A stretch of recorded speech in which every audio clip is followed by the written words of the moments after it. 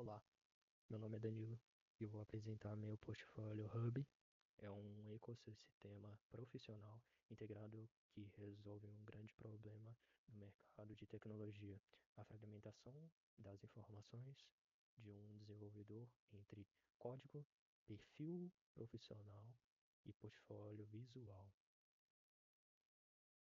Essa etapa de entrega final, ela constitui especialmente da integração do Gemini com o projeto GitHub. Bom, inicialmente o que eu fiz foi fazer um script com todas as informações, a contextualização do projeto, falando, colocando o link do portfólio e falando o que deveria ser implementado. Então, eu cheguei neste resumo que está no GitHub. Lá mesmo tem um PDF da documentação explicando certinho o que cada parte faz. E este foi o script que eu usei para o Gemini emendar todo o conteúdo para a implementação do projeto. Bom, ele fala, né, da atribuição de uma persona para um prompt mais desenvolvido e mais eficiência para eliminar redundâncias que a IA entrega quando a gente faz os pedidos.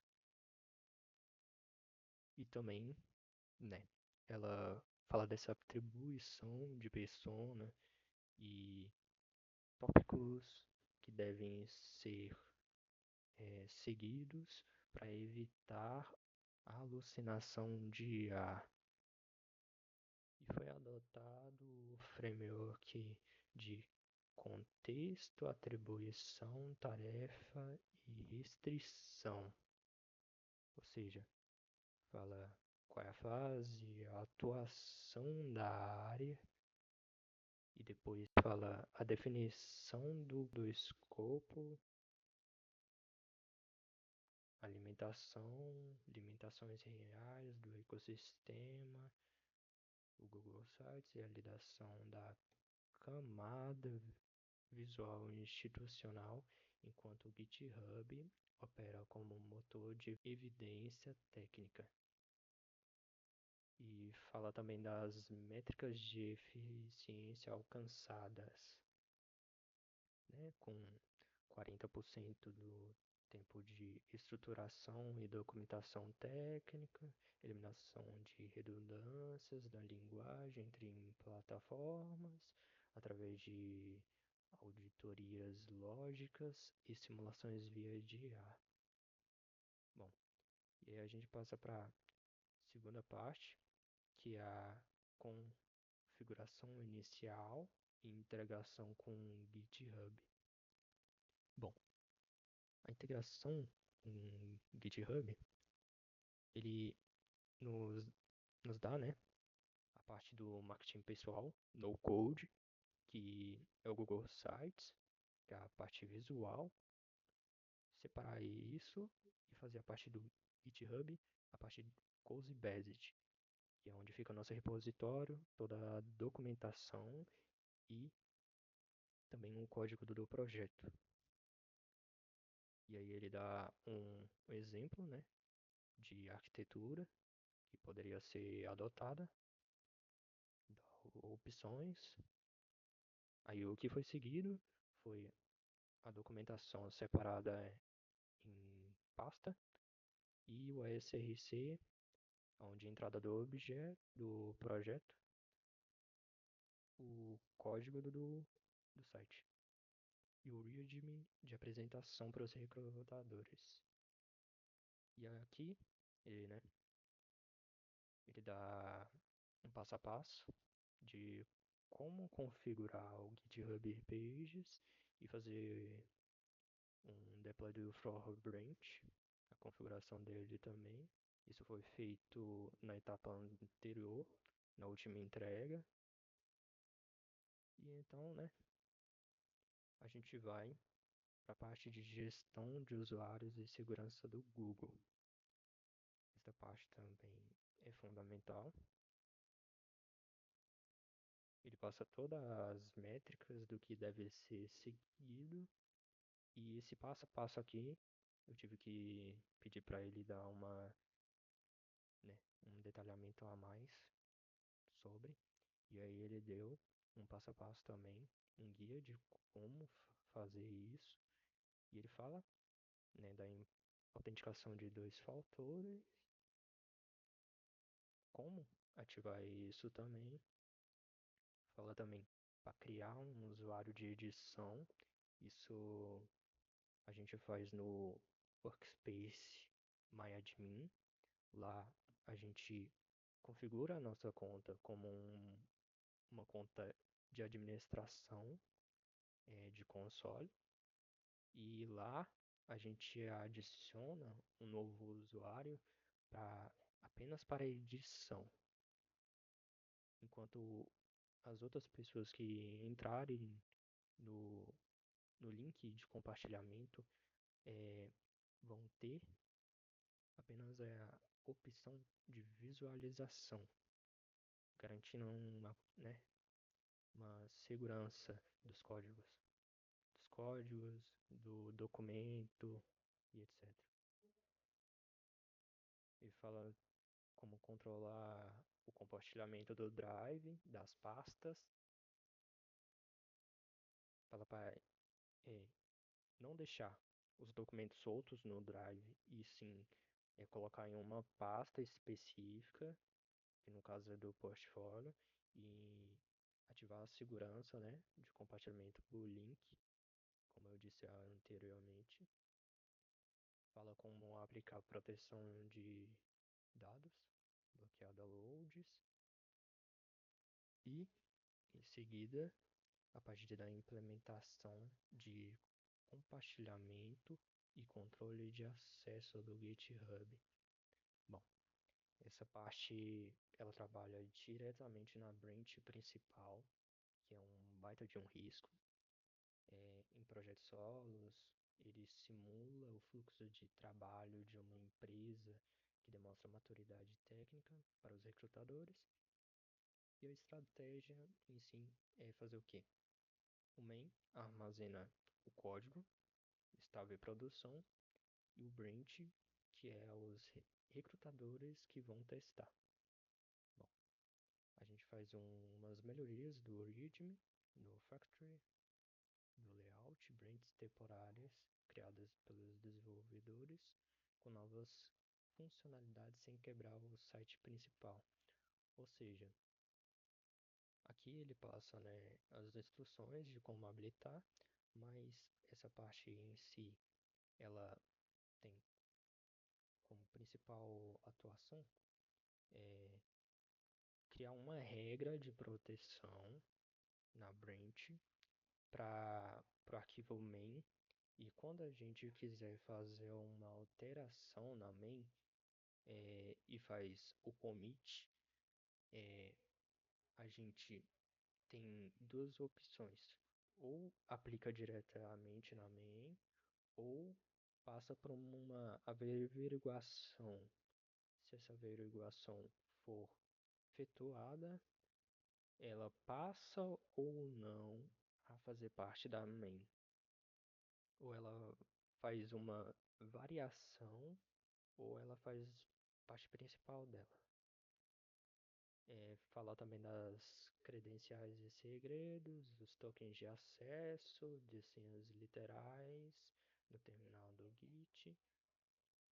O scope restrito apenas ao repositório do projeto, Git Secrets, né? APIs key, ou seja, quando tiver um projeto que tem banco de dados, etc., ele pede que a gente adicione essas configurações de segredos e variabilidades para que evitem deixar informações, códigos que pessoas indesejadas ou que não devem ter acesso a estas coisas importantes que seriam críticas para o projeto, que não tenham acesso a isso.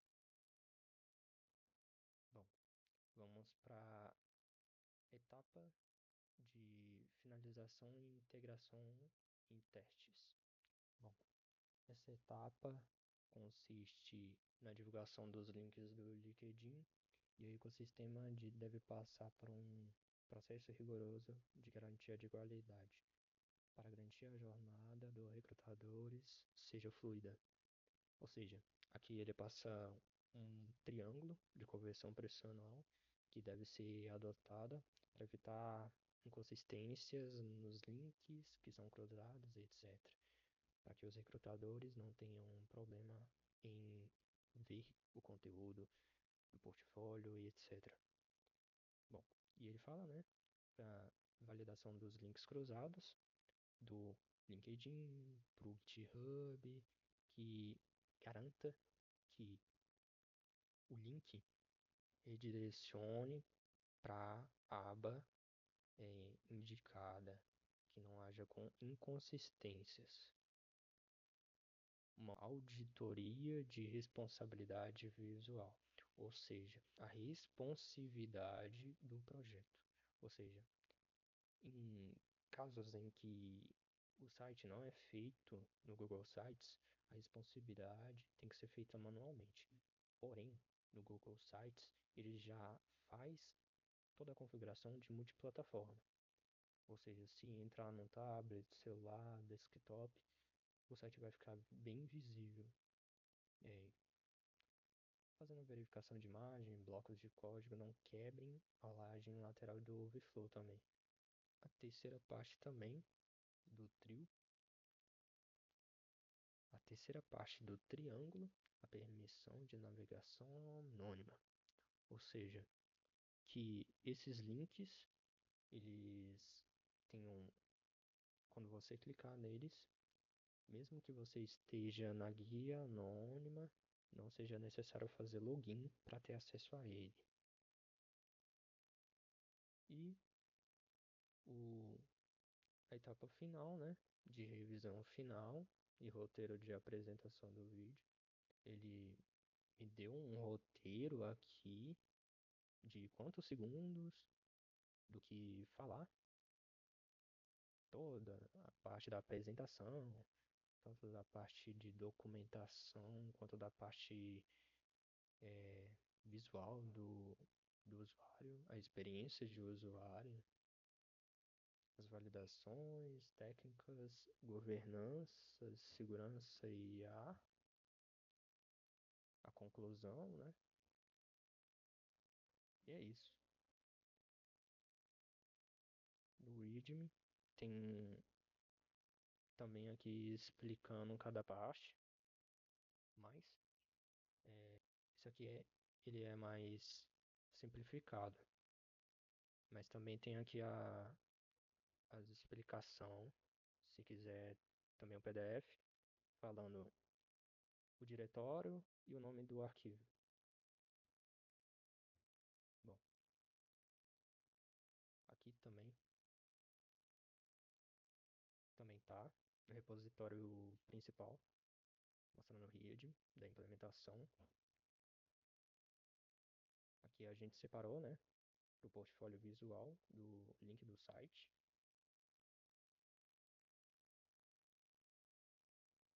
com a implementação do botão, né, para entrar no planejamento da implementação do etapa final.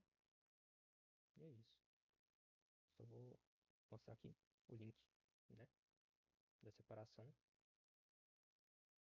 da parte do código. Então é isso. Eu fiz a separação dos documentos, da parte documentada e da parte do código. Mantive algumas coisas do README, como link para o LinkedIn. Bom, resta da minha apresentação da entrega final do Bootcamp 1. Fica a minha despedida e tchau.